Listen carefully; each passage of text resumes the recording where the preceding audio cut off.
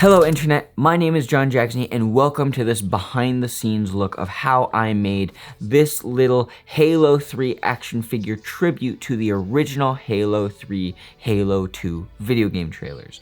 Now this is part 3, like I said. If you didn't check out part 1 and 2 on the shooting for part 1 and editing for part 2, highly recommend checking those out before checking this out, because today we're talking about visual effects.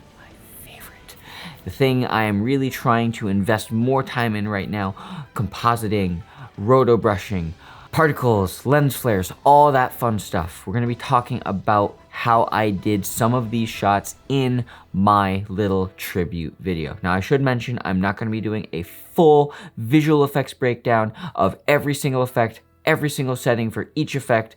No, that would just take way too long. Instead, I just want to break down 1 or 2 shots and just show you how I achieved this look in a step-by-step process and really just show you my workflow. So without further ado, let's go into the computer machine and figure out how I did some of these cool compositing visual effects stuff. So yeah, all right, let's go.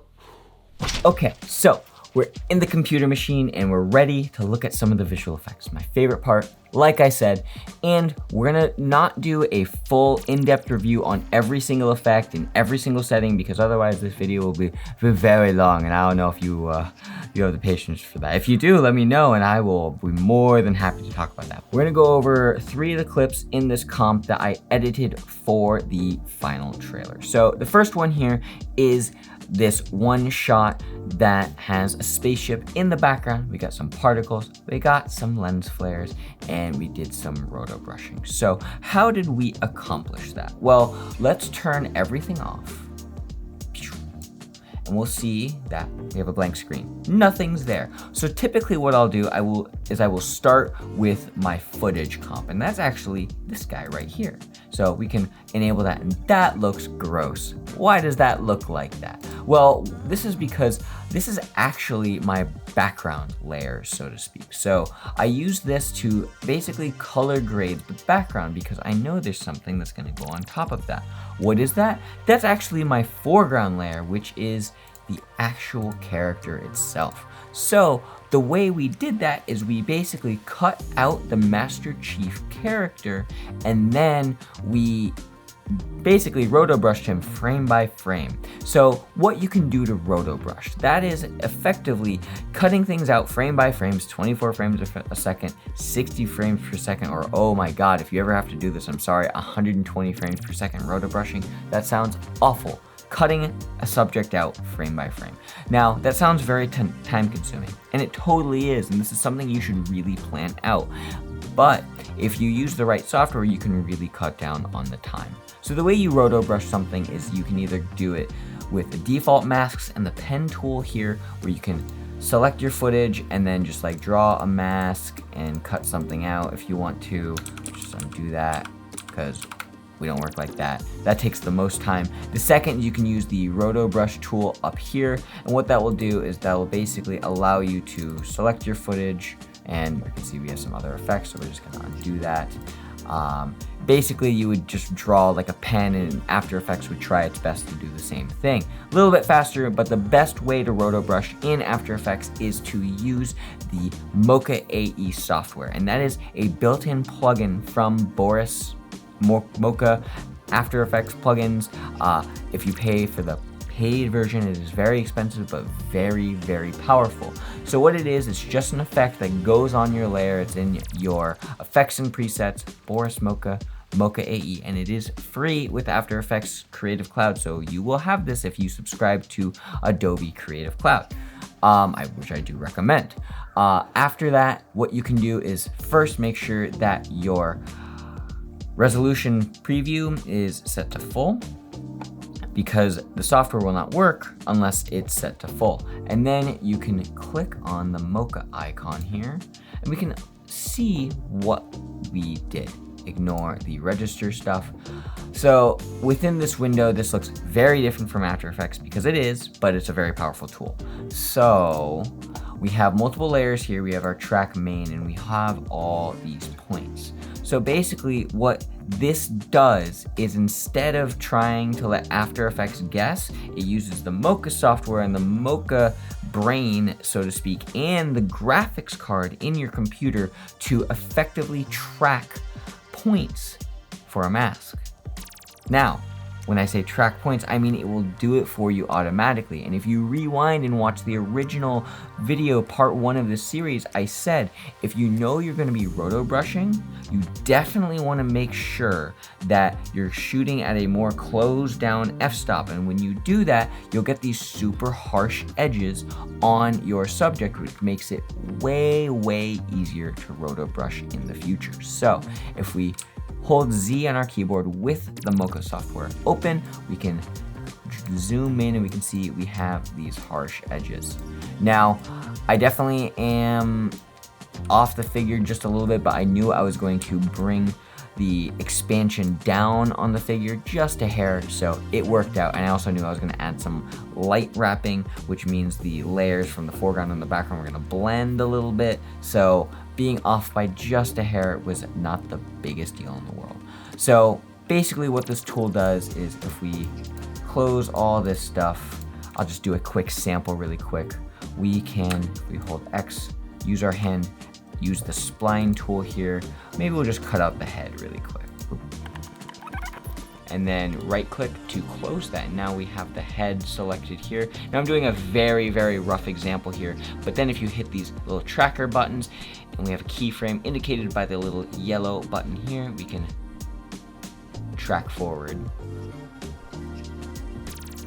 We can see the little playhead moving down the timeline. Basically, this is going to allow us to track these points, so if the camera moves and the composition of the frame changes, the GPU will try and compensate for that. So we can stop that. We don't need it. That was just an example, and that'll create a new layer up here.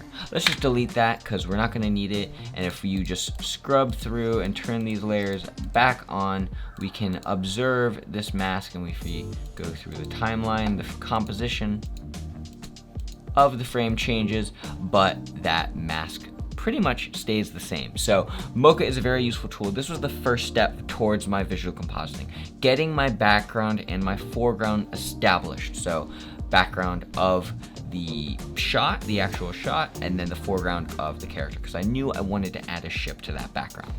So we can just close that. I don't want to save it because I didn't really do anything, but make sure you save it always, because otherwise you will waste a ton of time. After that, we're back in After Effects. We have our foreground, which is just the character, and then the background, which I color graded just a little bit, just to bring a little bit more brightness to the highlights, turn the background a little bit more green. And the reason why I did that, so that the previous clip that was Canyon number 3, which will load in just a second.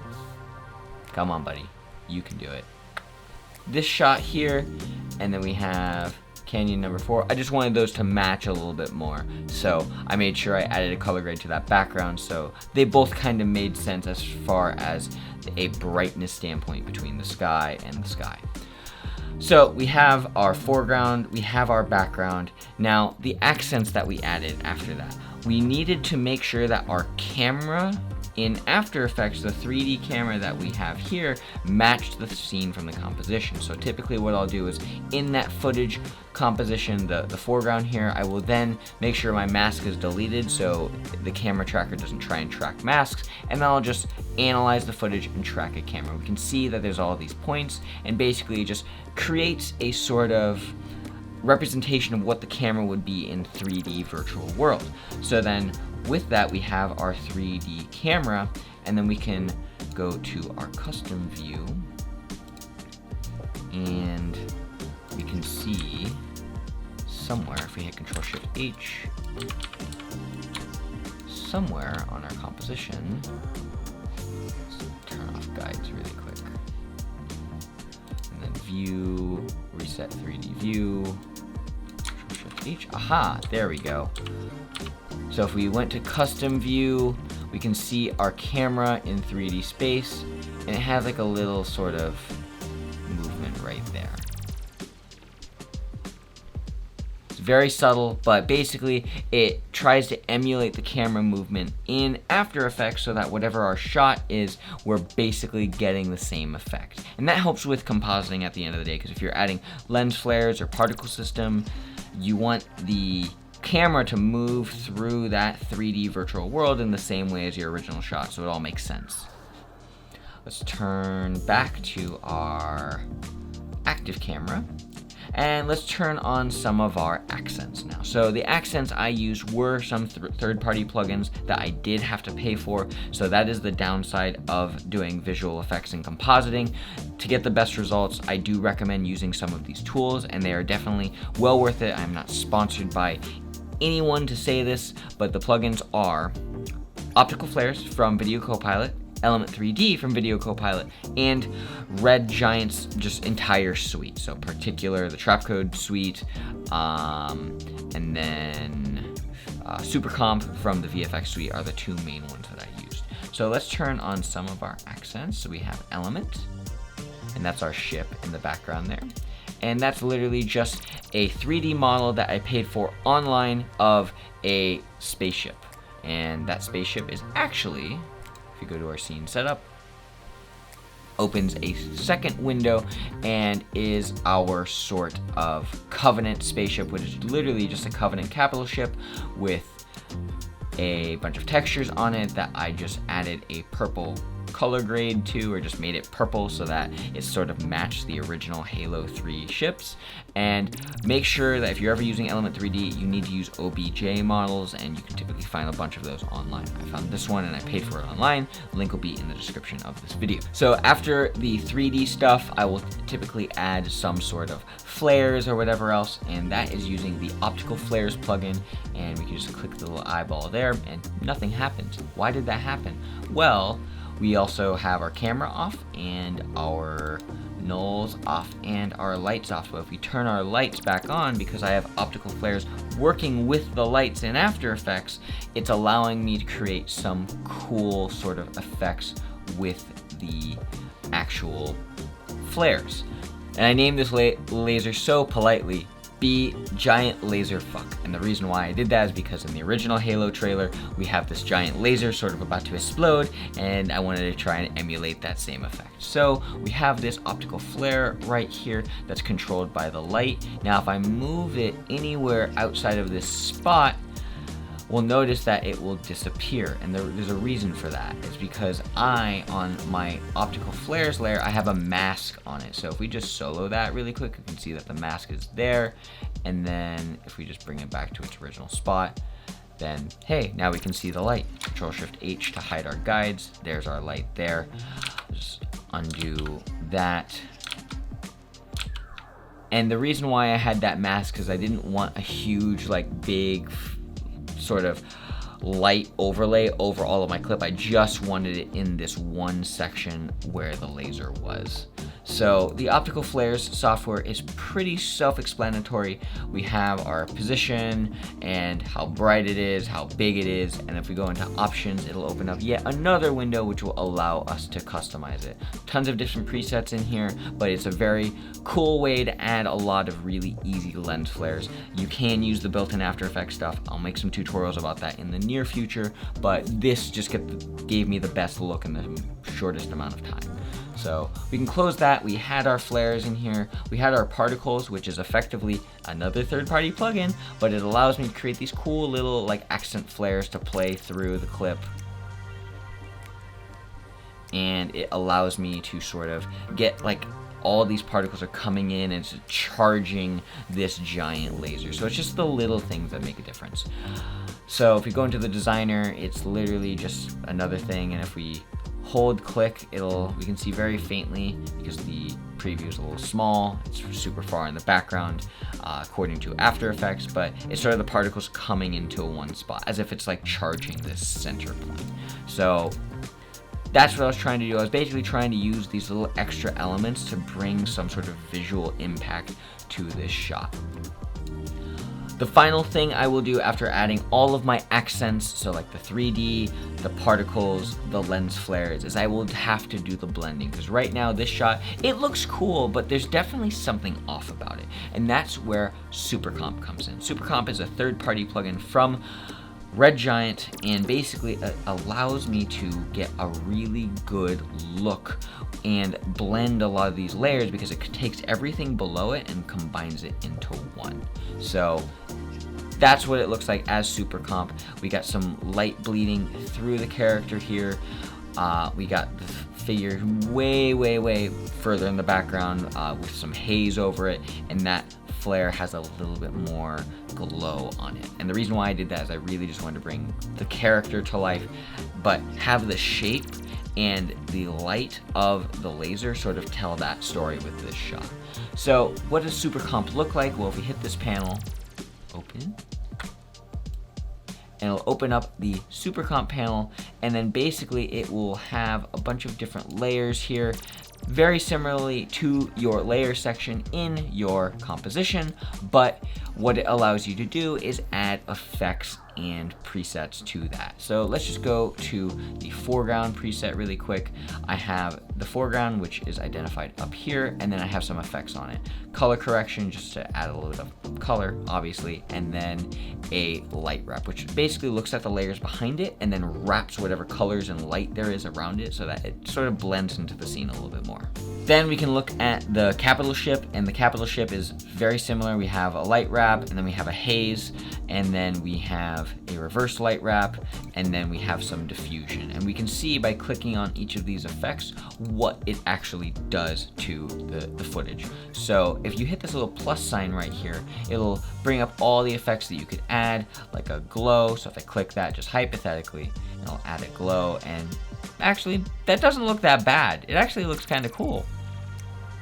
Kind of wish I did that, but that's okay. And then we can change different effects there, and then from there, after that, you would go up to File, and then Export, and then you would export that as either an AVI or a QuickTime. But we'll talk about rendering in After Effects in another video.